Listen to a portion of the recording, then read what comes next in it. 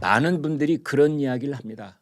과거의 정권도 좌우할 것 없이 법과 원칙을 얘기했고 노사 문제 역시 법에 따라서 하겠다. 뭐 그런 말을 정권 초기에 천명을 하고 그것을 되풀이해서 강조를 하고 그랬지만 그것을 끝까지 실천한 정권은 많지 않았습니다. 대개 중간에서 타협을 하지요.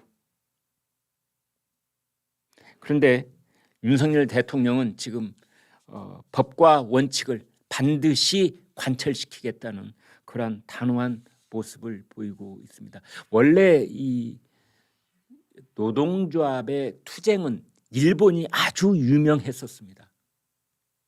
봄철에 그 임금 협상을 하는 그 시절에 이걸 춘투라고 합니다. 봄에 했기 때문에 춘투.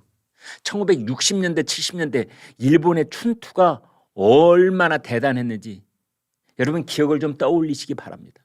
도로 점거하고 공공건물 유리창 깨고 주요 요인들 납치하고 막 불태우고 지금 민노총이 하는 건 그건 투쟁도 아니었습니다.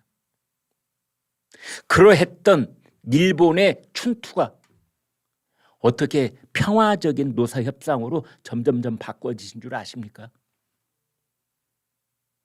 타협하지 않는 정권, 불법 파업과 불법 집회로 인해 빚어진 모든 손해를 지옥까지 쫓아가서 손해배상을 물렸던 정권, 사법부, 언론,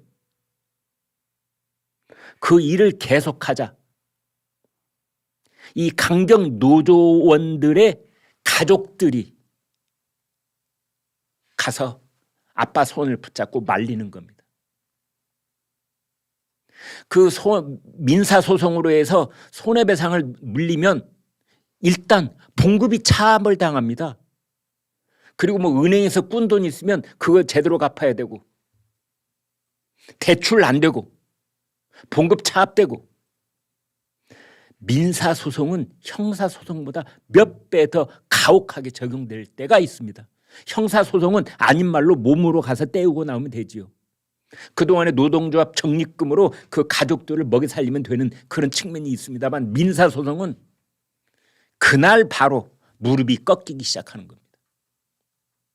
그래서 불법 파업, 정해진 법률의 절차에 따라서 태업을 하든 파업을 하든 그것은 오케이, 그건 좋지만은 한 발짝이라도 불법을 저지를 경우에 한 발짝이라도 폴리스 라인을 벗어날 경우에 그로 인해서 빚어지는 모든 손해는 노조가 노조원들이 물도록 한 그 끈질긴 민사소송이 일본의 극악무도했던 춘투를 평화적인 노사문화의 분위기로 바꾸어 놓은 겁니다. 비단 일본만 그런 것이 아닙니다.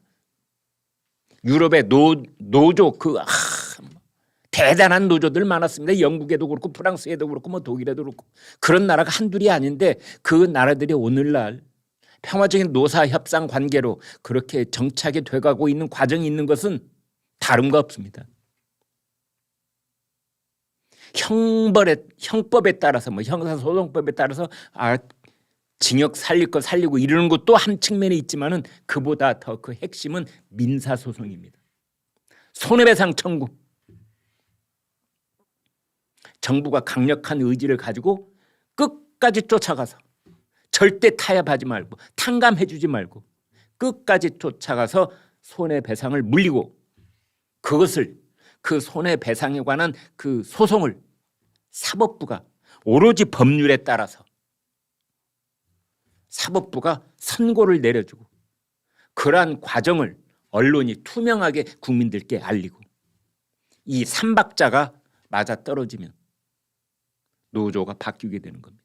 그거 말고는 백약이 무효하다고 11시 김광일 쇼는 생각합니다. 그러한 의지를 지금 윤석열 대통령이 보이고 있다. 여러분 그렇게 기대하셔도 될 것 같습니다.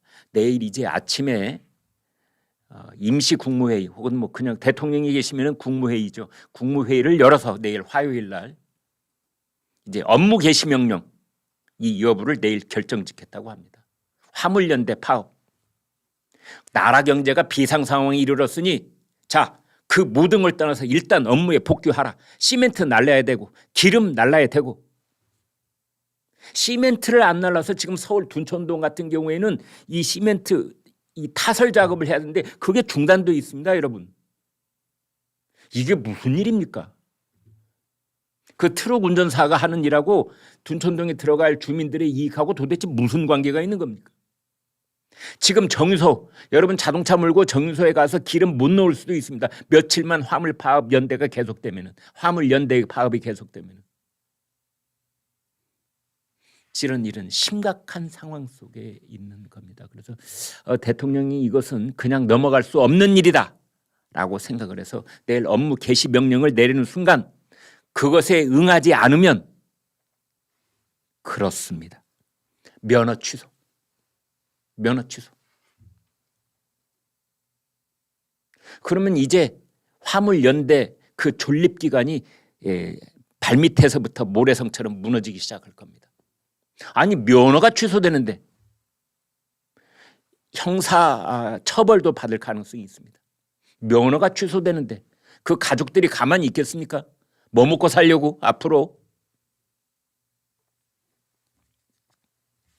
그러한 일들이 이제 오늘이 11월 28일, 내일이 11월 29일, 12월로 넘어가는데 지금 사실은 윤석열 대통령과 윤석열 정부 입장에서는 국회에서 예산안이 통과돼야 되기 때문에 뭐 이렇게 저렇게 되도록이면은 어떤 이 충격, 충돌 이런 걸 피하고 싶을 겁니다. 그럼에도 불구하고 윤석열 대통령은 법과 원칙, 상식 이걸 버릴 수가 없고 우리의 그 경제가 지금 위기의 그 구비구비를 넘어가고 있는데 더 이상 방치할 수 없다라는 의지를 오늘 아침에 국무회의에서 오늘 저 수석비서관 회의에서 대통령실 용산에서 정확하게 그 다짐을 했고 그것을 김은혜 홍보수석이 기자들한테 알렸습니다.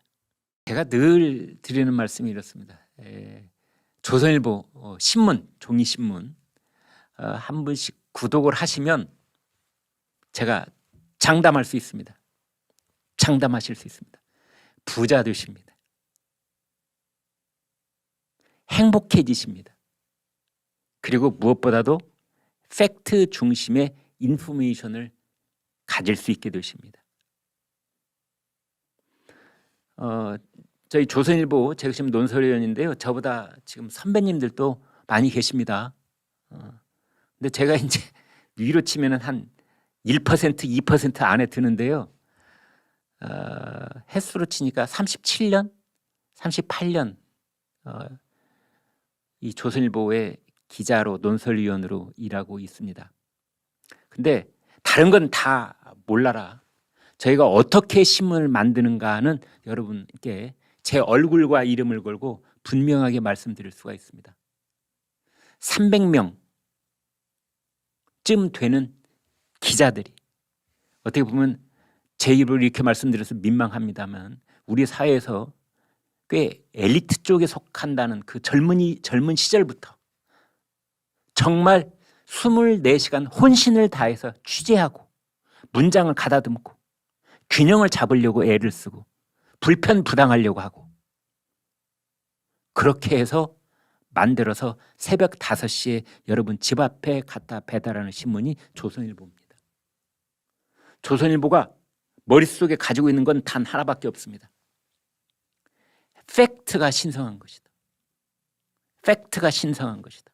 여러분 조선닷컴 이렇게 보면은 맨 첫 화면에 팩트 퍼스트. 팩트가 첫째다. 보수파냐 진보파냐 대통령이냐 뭐 야당이냐 누구냐 윤석열이냐 이재명이냐 이게 우리의 퍼스트가 아닌 겁니다. 팩트. 팩트에 목숨을 건다. 팩트는 신성하다. 팩트는 하나님이다. 팩트는 부처님이다. 그 손톱 많은 팩트 하나를 얻기 위해서 저 우리 신참 기자들은 몇 밤을 새우기도 합니다. 그렇게 해서 노력해내는 그 신문이 조선일보이고 우리나라에서 영향력 1등 이런 말씀을 또 제가 좀 민망합니다. 사실이니까 이것도 팩트니까 우리나라 영향력 1등 그다음에 우리 오피니언 리더들한테 조사를 하면은 명품 신문 1등, 발행 부수 1등, 구독자 수 1등.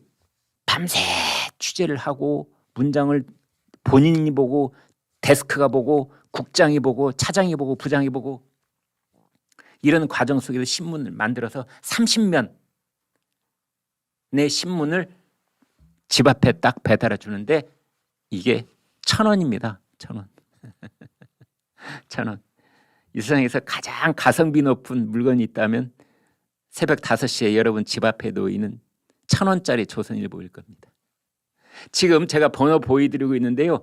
1577-8585 입에도 딱 올라붙습니다. 1577-8585 일로 전화를 거셔서 구독 신청을 하신 다음에 조선일보 유튜브 김광일 쇼 보고 구독하게 됐다 이렇게 해주시면 저희 11시 쇼 이 제작진들이 큰 칭찬을 받을 수가 있습니다.